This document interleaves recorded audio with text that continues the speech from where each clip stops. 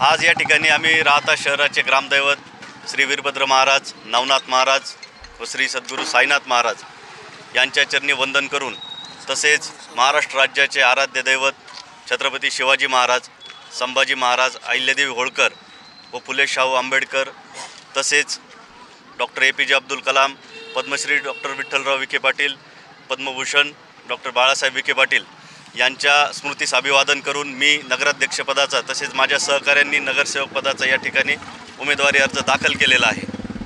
मी या ठिकाणी महाराष्ट्र राज्याचे जलसंपदा मंत्री सन्माननीय नामदार राधाकृष्ण विखे पाटील साहेब, सन्माननीय डॉक्टर सुजयदादा विखे पाटील, सौ शालिनीताई विखे पाटील, तसेच महायुतीचे भारतीय जनता पार्टीचे सर्व नेते यांनी आमच्यावर जो या ठिकाणी विश्वास टाकला ते मी त्यांना नक्कीच या ठिकाणी आश्वासित करू इच्छितो की आम्ही या ठिकाणी महायुतीचे वतीने भारतीय जनता पार्टीचे सर्व उमेदवार हे मोठ्या फरकाने या ठिकाणी विजय होणार आहेत।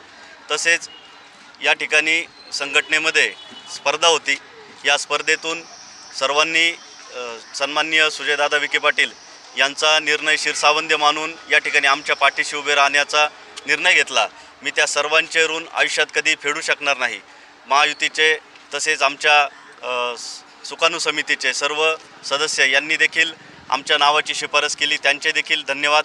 यापुढे आमचा या निवडणुकीमध्ये विकास हाच एकमेव अजेंडा असणार आहे।